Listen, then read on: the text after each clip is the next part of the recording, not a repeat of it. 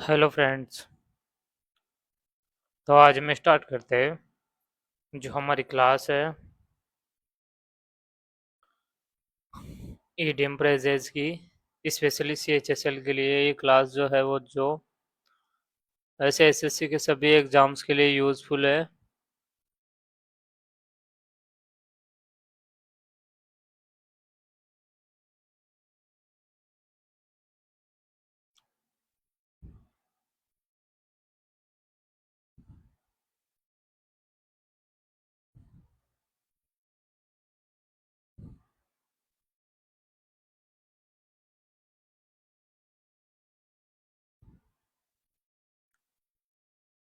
तो जो क्लास है इसमें ये हमारी पार्ट 6 है सीएचएसएल की क्लास का।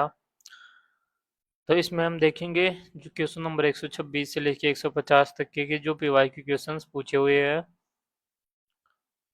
तो जो आप इनके बाकी की क्लासेस भी देख सकते हो और उनके अकॉर्डिंग आप देख सकते हो कि कौन कौन से क्वेश्चंस या कौन से इडियम्स है जो इम्पोर्टेंट है जो कि एग्जाम्स में पूछे जा रहे हैं। और 2024 से 19 तक की इडियम है स्पेशली फॉर सीएचएसएल के लिए। सिर्फ इसमें सीएचएसएल की क्वेश्चंस है जिन स्टूडेंट्स को एग्जाम वाइज तैयारी करनी है कि अभी मेरी सीएचएसएल की एग्जाम है तो मेरे को स्पेशली उसी के लिए पढ़ना है तो उसके लिए सीएचएसएल के। अगर किसी को सीजीएल के लिए पढ़ना है तो उसके लिए सीएचएसएल की क्लासेस पड़ी हुई है। अगर स्पेशली किसी को सीपीओ के लिए पढ़ना है तो उसके लिए सीपीओ की जो क्लासेज है वो हमारे चैनल पे पड़ी हुई इंग्लिश के हर टॉपिक की एग्जाम वाइज टॉपिक वाइज और एग्जाम वाइज क्लासेस पड़ी हुई है पीवाईक्यू की, जहाँ से जाके आप अपनी जो प्रिपरेशन है उसको देख सकते हो कि कैसे चल रही है और कर सकते हो। तो अब जो हमारा जो तरीका है 5 टाइम रिपीटेशन का, तो उसमें कल हमने ये चेंज किया था कि उसमें हम पहले सॉल्यूशंस या पहले इडियम्स लर्न कर रहे हैं फिर उनके बाद में उनके पीवाईक्यू देख रहे हैं कि उनमें से क्वेश्चन क्या पूछ रखा है। तो ये क्वेश्चन मुझे थोड़ा इफेक्टिव लगता है कि ये थोड़ा काम करेगा। तो इसके लिए हम ट्राई करते थे कि ये, और आप कमेंट में बता सकते हो कि ये क्वेश्चन ये तरीका काम करता है या नहीं करता आपके लिए। तो जो हमारे क्वेश्चन है 126 से 127 के, तो ये सेव योर ब्रेथ है, ए बीस्ट ऑफ वर्डन है, ए बीस्ट ऑफ वर्डन है, कास्ट समवन एड्रिफ्ट है, टू टेक द वेल है, टू द मैनर बोर्न है, बी माई गेस्ट है, to have a nodding acquaintance है, the whys and wherefores है। अब इससे एचएसएल 2021 के क्वेश्चंस है। तो ये है a fly on the wall, gear up for का है, इसके अलावा कॉल अपॉन है, लूज योर टच है, जीडीएम है जो, ब्लो अप है, टेल अपॉन है, इनके अलावा विन लोर्स है, सेव पेयर ऑफ हैंड्स है, लेट डाउन है, नॉक डाउन है, एक किक इन द टिथ है जो इडियम्स है हमारे, wipe the floor with someone है, wipe the floor with someone है ईडीएम जो है, पुल द प्लग है idiom, at the loggerheads से नेक्स्ट ईडीएम, नेक्स्ट ईडीएम है अंडर ड्यूरेस, उससे नेक्स्ट ईडीएम है every dog has its day, यानी हर कुत्ते का दिन आता है। ये जो ईडीएम आपने सुना होगा कि इसका मीनिंग क्या है कि हर कुत्ते का दिन आता है। तो ये हो गया इसका EDM, every dog has its day,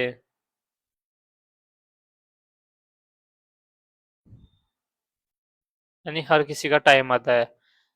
जो नेक्स्ट है वो है कम अबाउट, जो कि आज का लास्ट क्वेश्चन है। तो अब इनका सॉल्यूशंस का रिपीटेशन देखते हैं कि इनमें सॉल्यूशंस किस टाइप के पूछ रखे हैं। तो सेव योर ब्रेथ है, ये हमारा फर्स्ट ईडीएम है, इसका मीनिंग क्या है, to make an effort that will be futile. Save your breath का मीनिंग हो गया to make an effort that will be futile. Save your अर्थ ब्रेथ का इसका एग्जांपल देखिए तो वो है, if you tell someone to save their breath you mean that they should not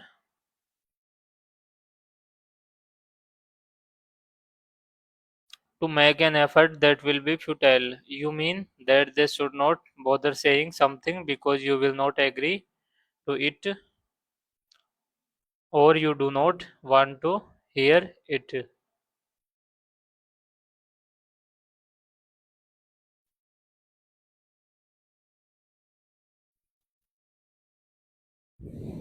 तो जो हमारा इडियम है वो है save your breath to make an effort that will be futile.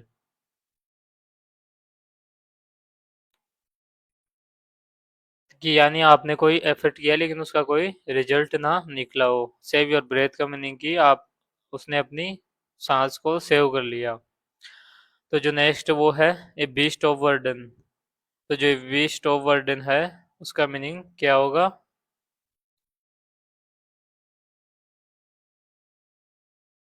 A beast of burden है इसका मीनिंग होगा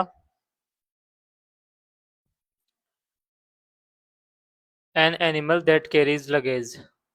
beast of burden यानी एक ऐसा राक्षस जो बहुत ज्यादा वजन ले जा सकता है। बीस्ट ऑफ बर्डन यानी बर्डन का beast. N animal that carries luggage. तो जिसका आंसर वो होगा कि N animal that carries luggage.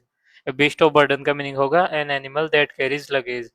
Beast of burden का मीनिंग होगा N animal that carries luggage. Beast of burden का मीनिंग होगा N animal that carries luggage. Beast of burden का मीनिंग होगा N animal that carries luggage. जो next idiom है वो है cast someone adrift. Cast someone adrift. तो cast someone adrift का मीनिंग क्या होगा? तो कास्ट समवन एड्रिफ्ट का मीनिंग होगा to leave someone without any support और पर्पज। तो कास्ट समवन एड्रिफ्ट का मीनिंग हो गया to leave someone without any support और purpose.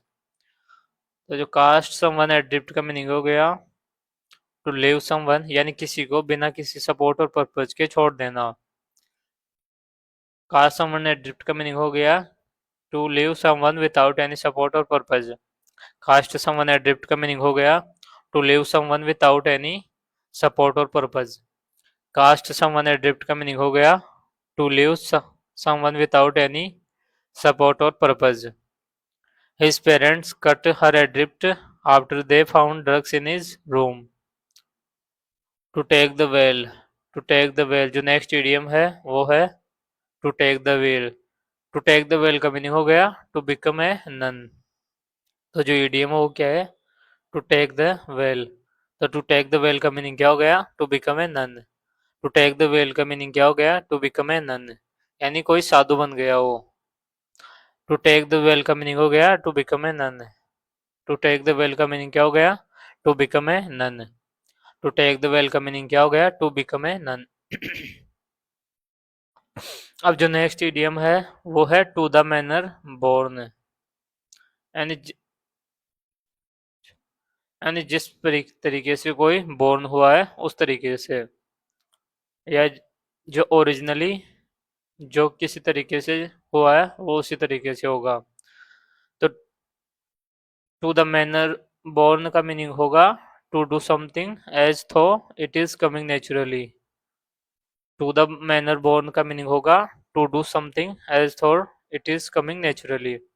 To the manner born का मीनिंग होगा to do something as though it is coming naturally.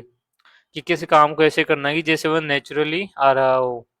To the manner born यानी जिस प्रकार से नेचुरली किसी का जन्म हुआ है उसी तरीके से कोई काम को ऐसे करना है कि वो नेचुरली आ रहा हो।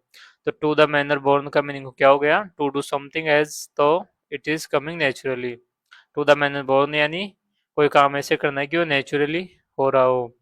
तो टू द मैनर बोर्न का मीनिंग हो गया to do something as though it is coming naturally. तो जो नेक्स्ट इडियम है वो है बी माई गेस्ट। तो बी माई गेस्ट का मीनिंग हो गया please do it. Please do it. तो बी माई गेस्ट का क्या मीनिंग हो गया? जो इडियम है वो है बी माई गेस्ट। तो बी माई गेस्ट का मीनिंग हो गया प्लीज डू इट। तो बी माई गेस्ट का मीनिंग क्या हो गया? Please do it. यानी बी माई गेस्ट का मीनिंग हो गया please do it. B my guest का मीनिंग हो गया please do it. B my guest का मीनिंग हो गया प्लीज डू इट। तो जो इसका एग्जाम्पल है वो है do you mind if I use your phone? Sure be my guest. तो जो ईडीएम ये है कि किसी ने, वो जो एक्सप्लेनेशन एग्जांपल ये है कि किसी ने फोन मांगा, तो जो उसने सामने वाला बंदा उसने ये बोला कि श्योर, बी माई गेस्ट, आप मेरे मेहमान हो सकते हो कि कर लो काम जो भी आप आस्क कर रहे हो जिस काम के लिए। तो बी माई गेस्ट का मीनिंग हो गया प्लीज डू इट। अब जो नेक्स्ट ईडियम है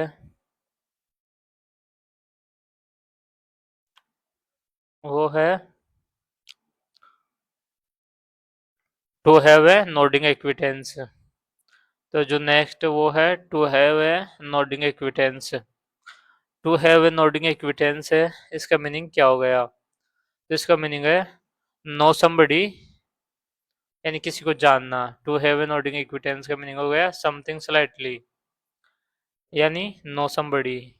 to have a nodding acquaintance का मीनिंग हो गया know somebody. To have a nodding acquaintance का मीनिंग हो गया किसी को जानना। To have a nodding acquaintance का मीनिंग हो गया know somebody. To have a nodding acquaintance का मीनिंग हो गया to know somebody. To have a nodding acquaintance का मीनिंग हो गया to know somebody. To have a nodding acquaintance का मीनिंग हो गया to know somebody. To have a nodding acquaintance का मीनिंग हो गया टू नो समबडी या समथिंग स्लाइटली। जो एग्जाम्पल है वो ये है, I have a nodding acquaintance with Jack's novel, यानी मैं जैक्स नोवेल को जानता हूँ। अब जो हमारा नेक्स्ट ईडियम है वो है the whys and wherefores. The whys and wherefores का मीनिंग हो गया रीजन्स। तो जो वाइज एंड वेयरफोर्स है इसका मीनिंग, जिसका ईडियम क्या हो गया? द वाइज एंड वेयरफोर्स, किसके क्योंज एंड कैसेज। तो क्यों एंड कैसे, इसका मीनिंग हो गया वाइज एंड वेयरफोर्स का। तो क्यों और कैसे जो भी है उसका, वो क्यों पूछ, उसका मीनिंग क्या हो गया कि उसके रीजन्स, यानी उसके रीजन्स क्या क्या है। तो जो वाइज एंड वेयरफोर्स का मीनिंग हो गया regions. The whys and wherefores का मीनिंग हो गया regions. The whys and wherefores का मीनिंग हो गया regions. The whys and wherefores का मीनिंग हो गया रीजन्स। जो इसका एग्जाम्पल वो ये है कि she explained the whys and the wherefores of the sudden price increase, कि उसने जो अचानक प्राइसेज इंक्रीज हो गई है उसका रीजन्स बताया कि जो अचानक प्राइसेज इंक्रीज होने के रीजन्स क्या है। तो उसने अचानक प्राइसेज इंक्रीज होने के रीजन्स बताए हैं। A fly on the wall का मीनिंग हो जाएगा एक unperceived observer. A fly on the wall जो नेक्स्ट ईडियम है, यानी एक दीवार पे एक मक्खी। ये तो शॉर्ट्स भी बना हुआ है इसके यूट्यूब चैनल पे, तो आप इसकी पूरी इमेज वहां पे देख सकते हो। तो एन अनपरसीव्ड ऑब्जर्वर, यानी जिसको हम नोटिस नहीं कर सकते ऐसा ऑब्जर्वर होगा। ए फ्लाई ऑन द वॉल का मीनिंग, तो फ्लाई ऑन द वॉल का मीनिंग होगा एन अनपरसीव्ड ऑब्जर्वर, यानी जिसको हम देख नहीं सकते ऐसा ऑब्जर्वर, लेकिन जो हमारी बातें सुन रहा है या हमारे को देख रहा है। तो I will love to be a fly on the wall when the admission officers reads my application, यानी कि जब मेरी एग्जाम की कॉपी चेक हो रही हो या एग्जाम एडमिशंस ऑफिसर से उसके एग्जाम्स को रीड करे, उसके कॉपीज को, उसके एप्लीकेशंस को, तो तब वहाँ पर अप्लाई ऑन द वॉल होके देखना चाहता है कि जो एग्जामिनर्स है या ऑफिसर्स है वो क्या बोलते हैं, क्या मार्क्स स्कोर देते हैं उसको। तो फ्लाई ऑन द वॉल का मीनिंग हो गया an unperceived observer. Fly on the wall का मीनिंग हो गया an unperceived observer. Flying on the wall का मीनिंग हो गया an unperceived observer. Flying on the wall का मीनिंग हो गया यानी एक मक्खी जो दीवार पे है। गियर अप फॉर, तो गियर अप फॉर का मीनिंग होगा गेट रेडी फॉर, यानी किसी चीज के लिए तैयार होना। या गियर अप, या किसी के लिए गियर अप करना, या गियर अप फॉर, किसी के लिए गियर अप फॉर करना, यानी गियर अप का गियर बढ़ाना। गियर अप फॉर का मीनिंग हो गया किसी के लिए गियर अप यानी बढ़ाना। तो गेट रेडी फॉर इसका मीनिंग होगा I encouraged Rahul to gear up for the final cricket match of the tournament, यानी उसने राहुल को इनकरेज किया किसके लिए, जो फाइनल क्रिकेट मैच का टूर्नामेंट है उसके लिए। तो गियर अप फॉर का मतलब कि उसने रेडी किया, उसने राहुल को एनकरेज किया गियर अप यानी तैयार रहो और फाइनल क्रिकेट मैच के टूर्नामेंट के लिए। तो गियर अप फॉर का मीनिंग हो गया गेट रेडी फॉर। तो गियर अप फॉर का मीनिंग हो गया गेट रेडी फॉर। तो गियर अप फॉर का मीनिंग हो गया गेट रेडी फॉर। तो गियर अप फॉर का मीनिंग हो गया गेट रेडी फॉर। तो गियर फॉर का मीनिंग हो गया गेट रेडी फॉर। तो कॉल अपॉन का मीनिंग हो गया, जो नेक्स्ट इडियम है वो है कॉल अपॉन। तो कॉल अपॉन का मीनिंग हो गया टू ऑर्डर, यानी कॉल अपॉन यानी किसी ने ऑर्डर दिया। कॉल अपॉन का मीनिंग हो गया किसी ने ऑर्डर दिया। तो the government called upon the company to reserve its decisions of making the product, to reverse its decision of making the product। तो कॉल अपॉन का मीनिंग हो गया टू ऑर्डर, यानी गवर्नमेंट ने जो ऑर्डर दिया है कि जो कंपनी है वो अपने डिसीजन, कोई प्रोडक्ट बनाने का जो डिसीजन है उसको वापस ले ले या उसको स्टॉप कर दे। तो कॉल अपॉन का मीनिंग हो गया टू ऑर्डर। कुल मिला के जो इसका मीनिंग है कॉल अपॉन का वो है टू ऑर्डर। तो जो कॉल अपॉन का मीनिंग है वो है टू ऑर्डर। तो कॉल अपॉन का मीनिंग है वो है टू ऑर्डर। तो कॉल अपॉन का मीनिंग है वो है टू ऑर्डर। तो कॉल अपॉन का मीनिंग है वो है टू ऑर्डर। कॉल अपॉन का मीनिंग क्या है? To order. अब हम देखते हैं नेक्स्ट ईडियम जो कि है लूज योर टच। तो लूज योर टच का मीनिंग हो गया कि उसने अपना जो टच है उसको छोड़ दिया। तो not being as successful as previously. तो लूज योर टच का मीनिंग हो गया not being as successful as previously. Not being as successful as previously. तो लूज योर टच का मीनिंग क्या हो गया? लूज योर टच का मीनिंग हो गया not being as successful as previously. Lose your touch का मीनिंग हो गया not being as successful as previously. Lose your touch का जैसे एग्जांपल देखें तो Mister Uma Shankar is losing his touch on his vocal skills as he is getting old. यानी जो mister Uma Shankar है वो अपने जो वोकल स्किल्स है उन पे जो अपना उन पे अपना कंट्रोल खो रही है जैसे जैसे उसकी एज बढ़ रही है। तो वह उसमें अब इतना सक्सेसफुल नहीं है जितना पहले सक्सेसफुल थी। तो लूज योर टच का मीनिंग हो गया कि उसमें कम कांटेक्ट में रहना, उसमें कम सक्सेसफुल रहना या सक्सेसफुल कम रहना किसी चीज में। लूज योर टच का मीनिंग हो गया not being as successful as previously. यानी जैसे किसी चीज में कोई बंदा सक्सेसफुल था वैसे अब उसमें ना रहना। जैसे कि जो फिल्म एक्टर्स है एक टाइम पे उनकी जो डिमांड थी वो बहुत ज़्यादा थी, जैसे अमिताभ बच्चन उनके टाइम के वो लीजेंड थे, लेकिन अभी उनको इतने रोल्स वगैरह मिलते तो है लेकिन बहुत कम मिलते हैं। बाकी उनके साथ के बहुत सारे एक्टर्स हैं उन तो देखने में भी नहीं आते कि कहाँ पे रहते हैं। बहुत सारे तो दिखते भी नहीं है किसी भी मूवीज वगैरह में, लेकिन वो दिखते तो, लेकिन उनका भी जो पहले जितनी डिमांड थी वो इतनी नहीं है अब। तो उसको लूज है देयर टच हो गया उनके लिए। तो अब देखते हैं नेक्स्ट जो कि है ब्लो अप। तो ब्लो अप का मीनिंग होता है उड़ाना किसी चीज को। तो डिस्ट्रॉय बाय एन एक्सप्लोजन। जैसे जो बॉम्ब ब्लास्ट होता है उसमें जो बहुत सारी चीजों को ब्लो अप कर देता है। तो ब्लो अप का मीनिंग हो गया to destroy by an explosion. तो the authority have blown up a part of the mountain to extend the road. ये जो अथॉरिटीज है उन्होंने जो पहाड़ था उसको उड़ा दिया रोड को बढ़ाने के लिए। तो ब्लो अप का मीनिंग हो गया to destroy by an explosion, यानी एक्सप्लोजन से किसी चीज को बर्बाद करना या उड़ा देना। तो ब्लो अप का मीनिंग हो गया to destroy by an explosion. तो जो ब्लो अप है इसका मीनिंग क्या हो गया? To destroy by an explosion.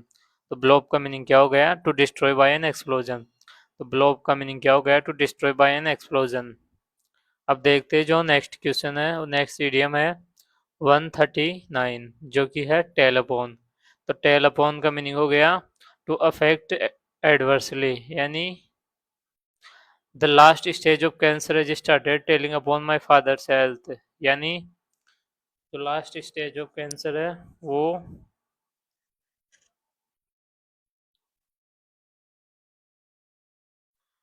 जो इसके पेरेंट्स के जो फादर की हेल्थ है उसको एडवर्सली इफेक्ट कर रही है।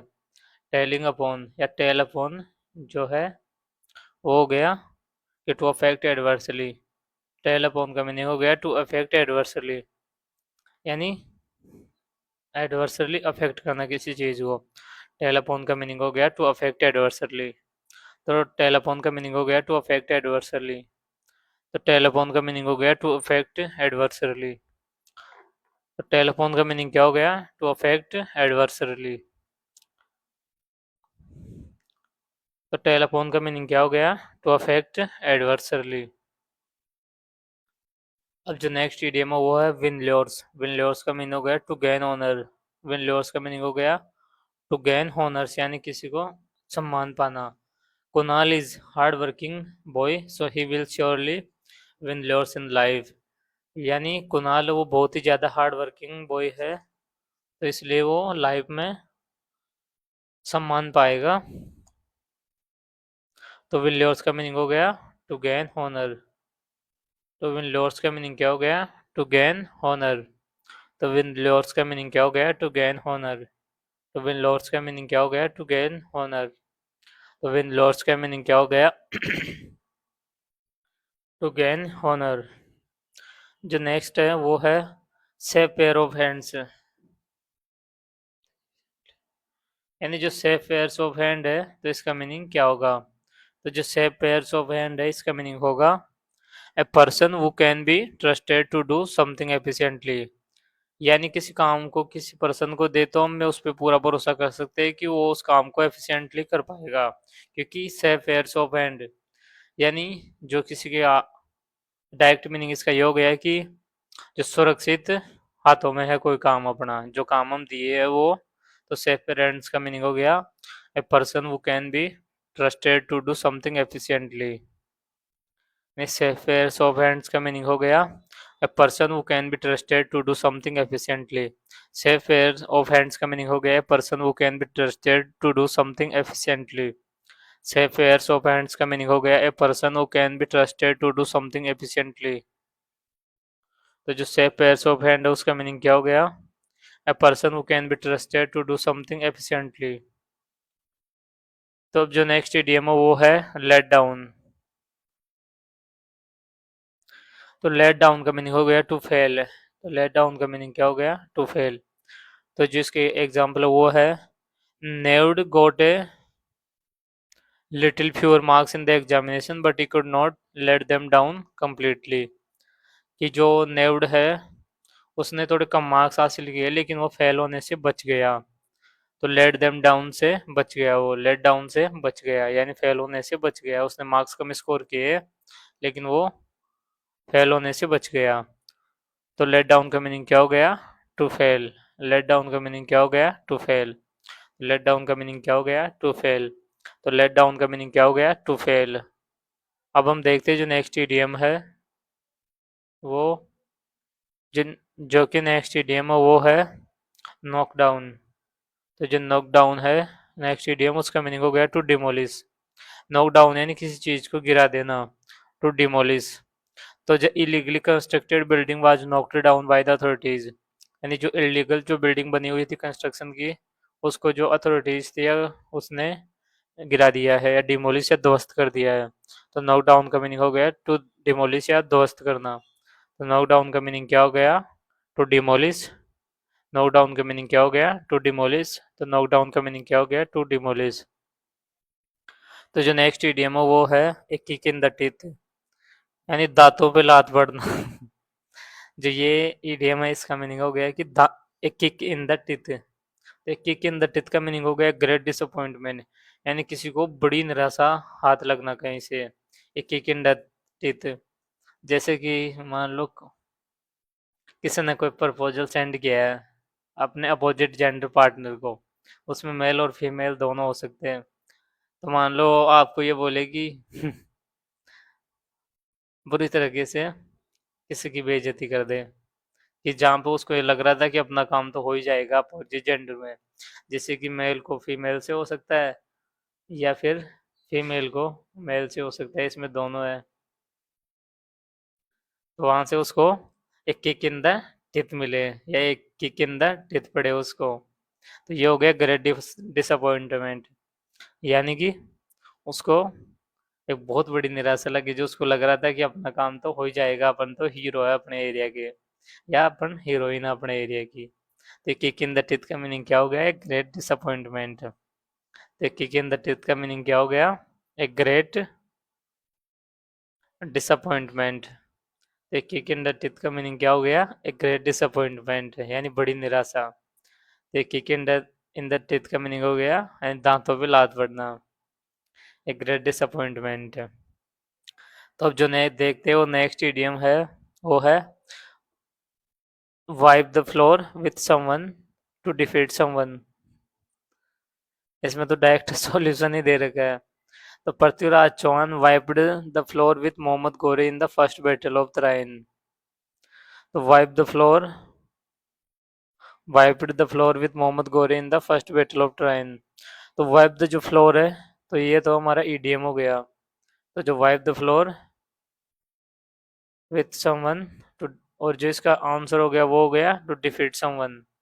तो वाइप द फ्लोर का मीनिंग हो गया टू डिफीट समवन।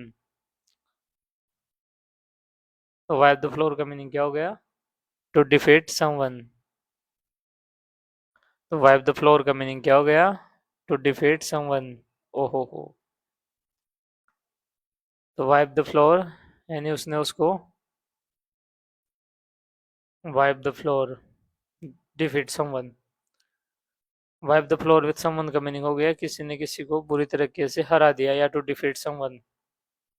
तो जो पृथ्वीराज चौहान है उसने वाइप द फ्लोर कर दिया with Mohammad Ghori in the first battle of Tarain, यानी उसने वाइप द फ्लोर यानी मोहम्मद गजनी को पृथ्वीराज चौहान ने हरा दिया।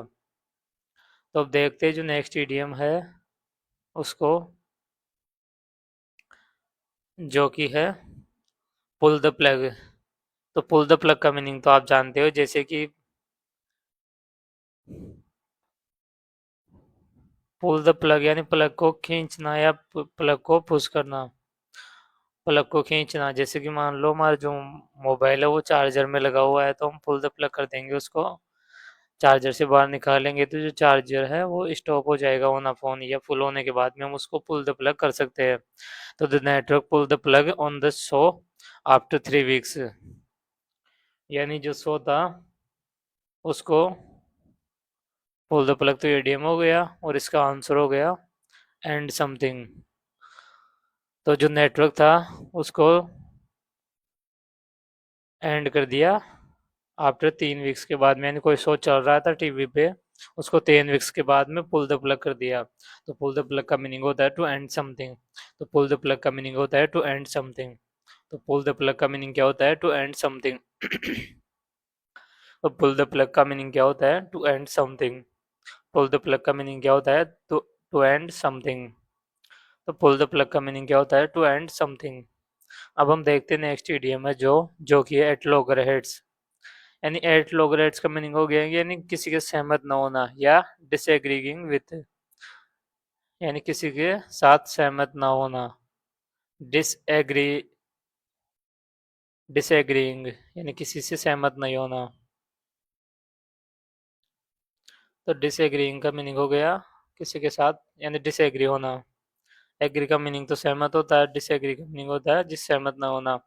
तो एट लॉगरहेड्स का मीनिंग हो गया किसी के साथ सहमत न होना। तो mister Sharma and mister Chopra are at loggerhead on the issue of parking their cars in the same empty palace, यानी मिस्टर शर्मा और मिस्टर चोपड़ा है वो एक दूसरे से सहमत नहीं है कि जो खाली स्पेस है वहाँ पे, एक जो खाली प्लेस है वहाँ पे कौन पार्किंग करेगा। तो एट लॉगरहेड्स का मीनिंग क्या हो गया? एट लॉगरहेड्स का मीनिंग हो गया डिसएग्रीइंग विथ। तो एट लॉगरहेड्स का मीनिंग क्या हो गया? Disagreeing with. तो एट लॉगरहेड्स का मीनिंग क्या हो गया? Disagreeing with. तो एट लॉगरहेड्स का मीनिंग क्या हो गया? Disagreeing with. तो एट लॉगरहेड्स का मीनिंग हो गया डिसएग्रीइंग विथ। तो अंडर ड्योर्स, जो नेक्स्ट इडियम है वो है अंडर ड्योर्स। तो जो अंडर ड्योर्स है इसका मीनिंग क्या हो गया? Under pressure. तो Sonu is completely under duress as he has to submit his project anyhow by tomorrow, यानी जो सोनू है ये अंडर ड्योर्स है, किस लिए? क्योंकि इसको जो इसका प्रोजेक्ट है वो कल तक सबमिट करना है। तो ये किस में है? ये अंडर ड्योर्स का मीनिंग हो गया प्रेशर में है। तो जो अंडर ड्योर्स है इसका मीनिंग क्या हो गया? प्रेशर में है। तो अंडर प्रेशर, तो अंडर ड्योर्स का मीनिंग क्या हो गया? Under pressure. तो अंडर ड्योर्स का मीनिंग क्या हो गया? Under pressure. अंडर ड्योर्स का मीनिंग क्या हो गया? Under pressure. तो जो नेक्स्ट वो है every dog has his day. तो ये तो आपने सुना ही होगा, इसको तो रिपीट करवाने की जरूरत ही नहीं है। ये कि हर कुत्ते का दिन आता है, every dog has his day. अगर इंग्लिश में बोले तो इसको every dog has his day, यानी everyone has a good luck और success at a point of time.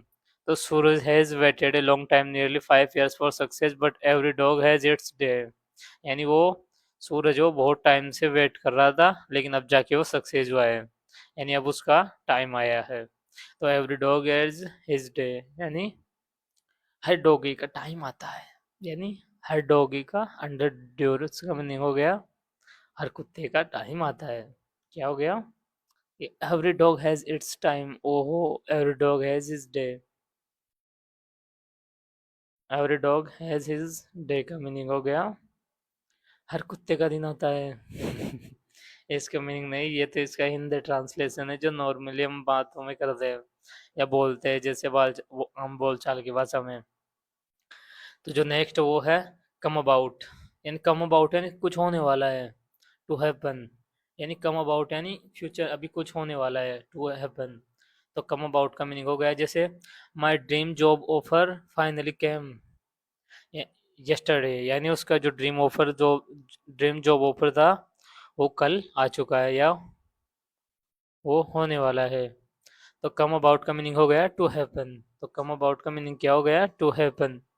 तो कम अबाउट का मीनिंग क्या हो गया? To happen. तो कम अबाउट का मीनिंग क्या हो गया? To happen. तो कम अबाउट का मीनिंग क्या हो गया? To happen. तो कम अबाउट का मीनिंग क्या हो गया? To happen. तो कम अबाउट का मीनिंग क्या हो गया? To happen. तो ये आज एंड हो गई हमारी क्लास। वो क्लास क्या, अब हम देखते हैं इसके क्वेश्चंस। तो जो एक्सप्लेनेशंस थे वो तो हमने देख लिए, तो अब देखते हैं हम जो हमारे क्वेश्चंस हैं उनको। तो जो आप अपना आंसर हो कमेंट सेक्शन में राइट कर सकते हो जब तक कि मैं क्वेश्चन रीड करता हूँ और ऑप्शंस देखता हूँ उसका।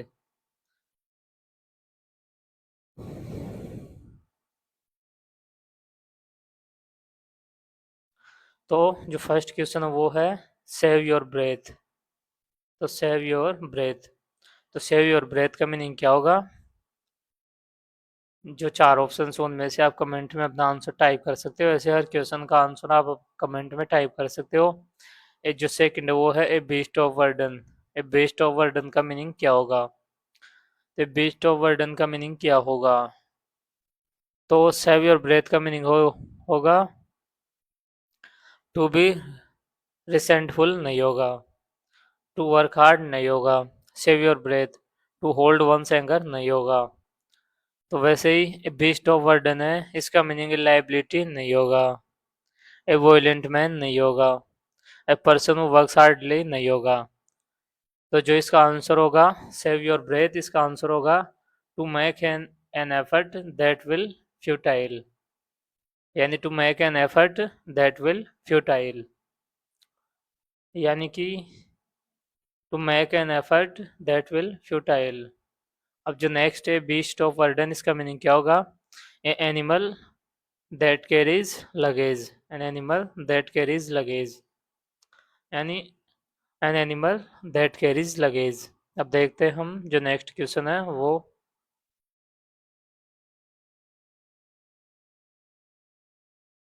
जो कि 120th। तो इसमें जो क्वेश्चन है वो है कास्ट समवन एड्रिफ्ट। तो जो कास्ट समवन एड्रिफ्ट इसका मीनिंग क्या होगा?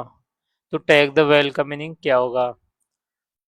तो आप अपना आंसर कमेंट में राइट कर सकते हो। तो कास्ट समवन एड्रिफ्ट का मीनिंग होगा टू चेंज प्लान सडनली नहीं होगा, कॉल समवन रिपीटेडली नहीं होगा, to blame someone for one's mistakes नहीं होगा, टू टेक द वेल का मीनिंग टू शो इंटरेस्ट नहीं होगा, टू टेक रेस्पॉन्सिबिलिटी नहीं होगा, टू हेल्प समवन नहीं होगा।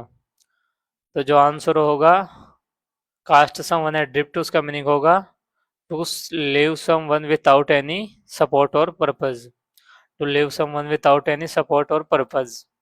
तो कास्ट समवन एड्रिफ्ट का मीनिंग हो गया to leave someone without any support और पर्पज।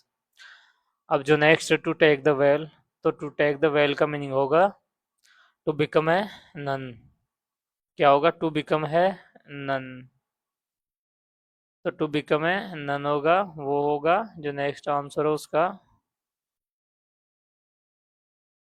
आंसर। तो अब देखते हैं जो नेक्स्ट क्वेश्चन है, टू द मैनर बोर्न, यानी कोई नेचुरल तरीके से कोई चीज हो रही है, जो जैसे वो नेचुरल तरीके से जिसका बोर्न हुआ है, टू द मैनर बोर्न, यानी बोर्न होता है जो नेचुरल तरीके से होता है। तो टू द बोर्न का मीनिंग क्या होगा, आप कमेंट में अपना आंसर लिख सकते हो।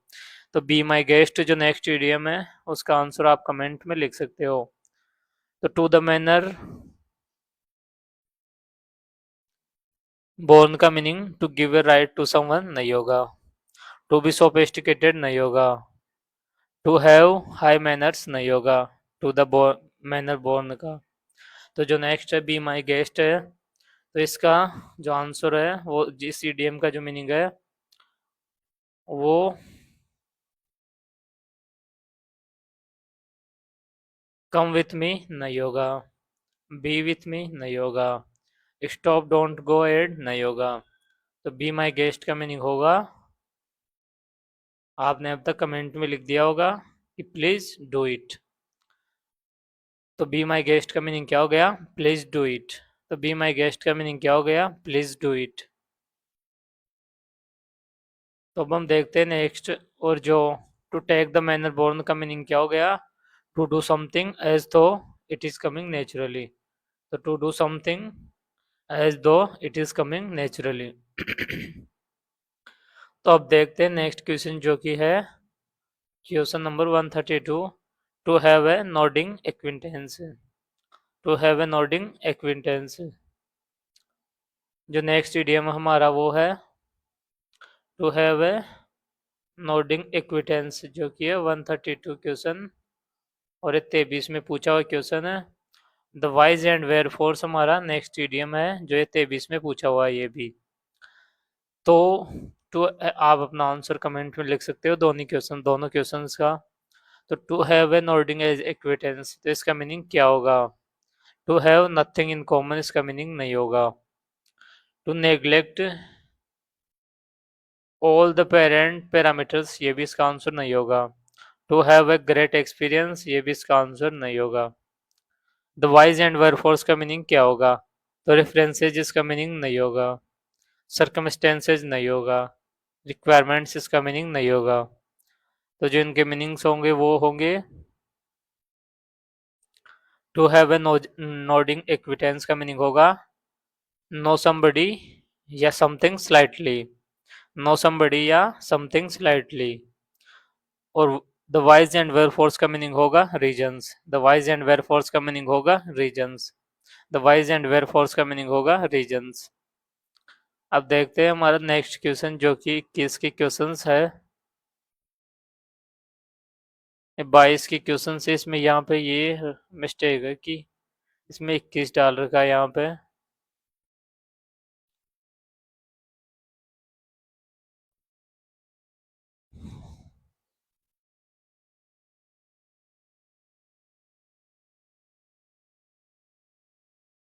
तो जो नेक्स्ट क्वेश्चन है वो है a fly on the wall, यानी एन जो ऐसा ऑब्जर्वर जो हमारे को बिना पता लगे देख रहे हैं, हम उसको परसीव नहीं कर पा रहे हो। तो fly on the wall gear up for, तो गियर अप फॉर किसका मीनिंग क्या है, तो जो गियर अप फॉर है इसका मीनिंग क्या है। ये 22 में पूछा हुआ क्वेश्चन है, ये 22 में पूछा हुआ क्वेश्चन है। तो फ्लाई ऑन द वॉल का मीनिंग होगा एन अनवेलकम्ड गेस्ट नहीं होगा, एन इंटेलिजेंट पर्सन नहीं होगा, ए विजिलेंट सिक्योरिटी गार्ड नहीं होगा। तो जो नेक्स्ट गियर अप फॉर, इसका मीनिंग पास इनटू नहीं होगा, पुट ऑन नहीं होगा, स्टार्ट ऑफ नहीं होगा गियर अप फॉर। तो आप अपना आंसर कमेंट में अब तक लिख चुके होंगे। तो जो ए फ्लाई ऑन द वॉल का मीनिंग होगा एन अनपरसीव्ड ऑब्जर्वर, यानी ऐसा ऑब्जर्वर जिसको हम नोटिस नहीं कर पा रहे या परसीव नहीं कर पा रहे कि वो भी यहाँ पर है। तो ये हो गया ए फ्लाई ऑन द वॉल का मीनिंग। अब नेक्स्ट है गियर अप फोर का मीनिंग क्या होगा, तो जो गियर अप फोर का मीनिंग है वो होगा गेट रेडी फॉर, यानी gear up for final match, आपने इसका एग्जाम्पल देखा होगा पीछे। अब देखते हैं नेक्स्ट क्वेश्चन जो कि है कॉल अपॉन। तो कॉल अपॉन का मीनिंग क्या होता है ये हमने पीछे याद कर चुके हैं, ये 22 में पूछा हुआ क्वेश्चन है। तो लूज योर टच, इसका मीनिंग क्या होगा, तो लूज योर टच का मीनिंग क्या होगा, ये 22 में पूछा हुआ क्वेश्चन है। तो कॉल अपॉन का मीनिंग टू एडजस्ट नहीं होगा। कॉल अपॉन का मीनिंग टू स्टॉप नहीं होगा। तो कॉल अपॉन का मीनिंग टू फॉलो नहीं होगा। तो आप अपना आंसर वो कमेंट में लिख सकते हो। तो लूज योर टच का meaning doing someone a favour in hopes that the favour will be returned, ये इसका आंसर नहीं होगा। To be passed from one person to another, इसका आंसर नहीं होगा। लूज योर टच का meaning something being very difficulty to find, ये इसका आंसर नहीं होगा। तो जिसका आंसर होगा वो होगा कॉल अपॉन का जो आंसर होगा टू ऑर्डर। तो कॉल अपॉन का जो आंसर होगा वो क्या होगा, वो होगा टू ऑर्डर। और लूज योर टच का मीनिंग क्या होगा कि किसने किसी चीज पे अपना टच या अपना जो इम्प्रेशन था वो छोड़ दिया, या उसमें वो इतना इफेक्टिवली नहीं है। तो not being as successful as previously. तो लूज योर टच का मीनिंग हो गया not being as successful as previously. तो अब देखते हैं जो नेक्स्ट इडियम है वो जो कि है ब्लो अप। और ये 22 में पूछा हुआ है CHSL में। जो नेक्स्ट है वो है टेल अपॉन, ये भी 22 में पूछा हुआ है CHSL में।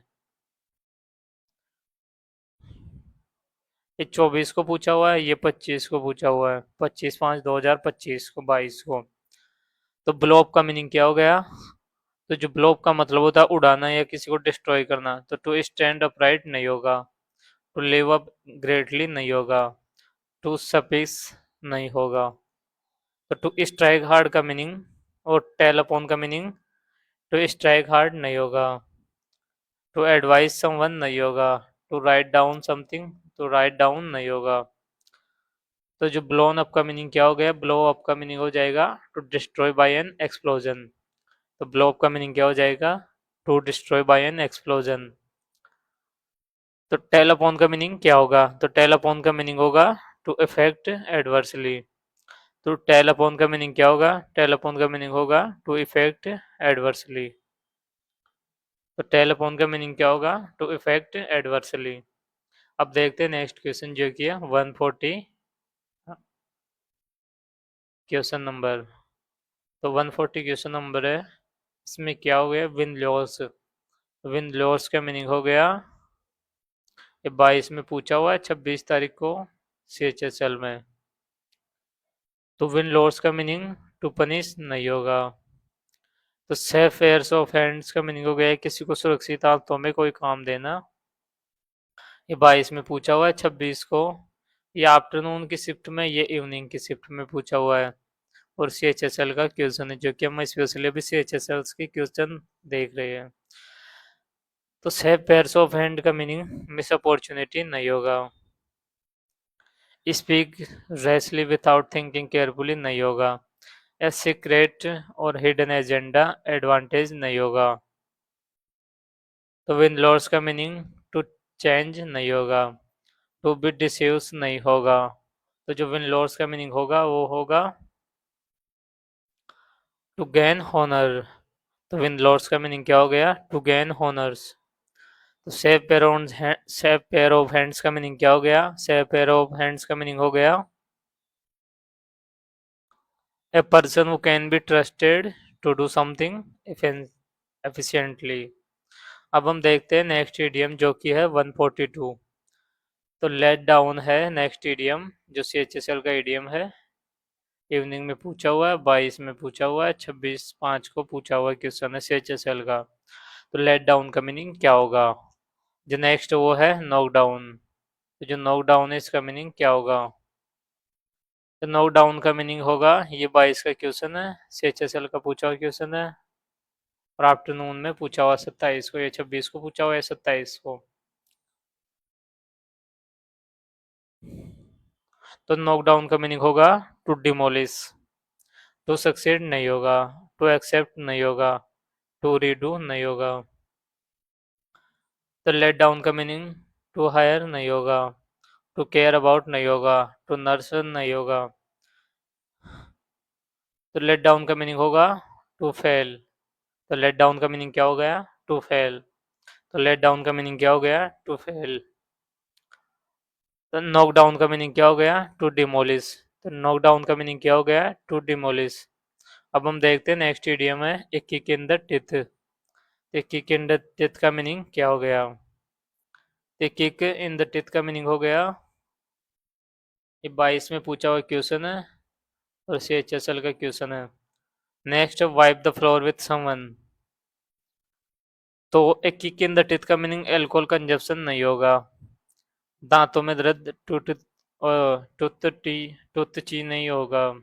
एक्सट्रैक्शन एक्सट्रैक्शन ऑफ टूथ, दांतों को निकालना नहीं होगा। अब wipe the floor with someone का मीनिंग क्या होगा? तो wipe the floor with someone का मीनिंग टू क्रिटिसाइज समवन नहीं होगा, टू चीट समवन नहीं होगा, टू हेल्प समवन नहीं होगा। तो वाइप द फ्लोर का मीनिंग क्या होगा? तो जो वाइप द फ्लोर का मीनिंग होगा विथ समवन का मीनिंग टू डिफीट समवन। तो टू डिफीट समवन, जैसे कि जो मोहम्मद गौरी को पृथ्वीराज चौहान ने हराया था तराइन के युद्ध के अंदर, फर्स्ट युद्ध में। तो किक इन द टिथ का मीनिंग क्या हो गया? Great disappointment.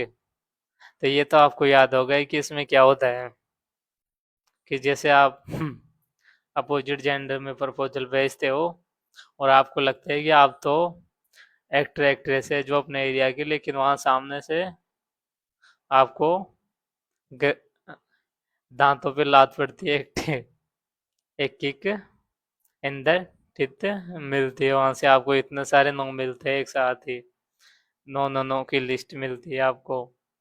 अब देखते हैं पुल द प्लग।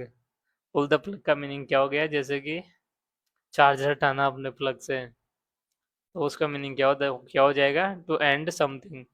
डिस्ट्रैक्ट नहीं होगा उसका मीनिंग। तो पुल द प्लग का मीनिंग क्या होगा? डिस्ट्रैक्ट नहीं होगा। लोन समवन समथिंग नहीं होगा। अनोय समवन नहीं होगा। एट लॉगरेट्स का मीनिंग क्या हो गया? जैसे कि दोनों अपोजिट सिचुएशंस पे हो या एक दूसरे से सहमत नहीं हो। तो टू राइट डाउन नहीं होगा। इन वंस एब्सेंस नहीं होगा। एट मर्सी नहीं होगा। तो पुल द प्लग का मीनिंग क्या हो गया? क्या आपने चार्जर उठा दिया है तो फोन चार्जर नहीं होगा। तो एंड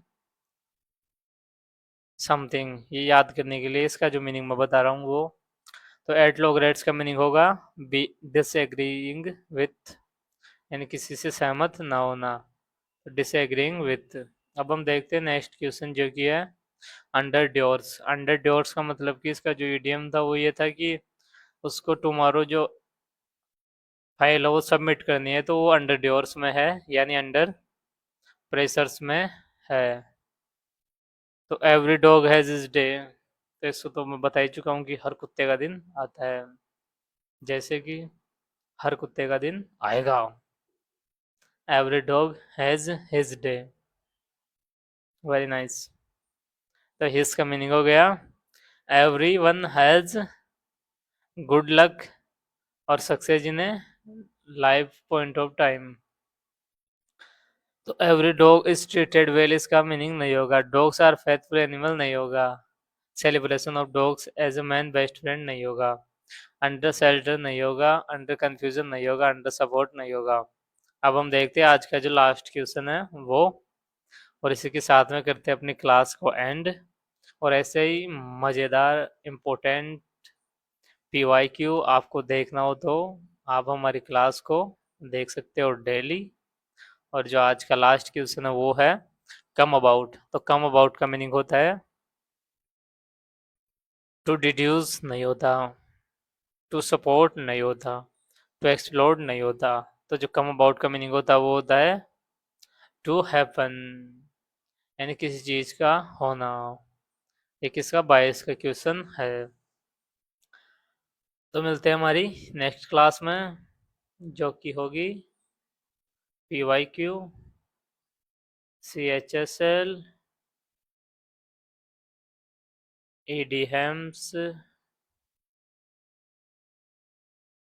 जो कि ये है हमारी क्लास हो। कि जहाँ पे पार्ट 7 है क्लास, जहाँ पे 151 से लेके 175 के तक के क्वेश्चन होंगे, और 2024 से 19 तक की क्वेश्चन होंगे। तो कल इसमें शायद 21 वाले क्वेश्चन होंगे, कुछ क्वेश्चन बच के जो 22 वाले, और बाकी के 21 वाले क्वेश्चन होंगे, 21-20 वाले क्वेश्चन। तो मिलते हैं इस नेक्स्ट क्लास में। थैंक यू फॉर वॉचिंग और क्लास। अगर आपको, तो थैंक्स फॉर वॉचिंग। तो मिलते हैं नेक्स्ट क्लास में, जो कि ये क्लास होने वाली है।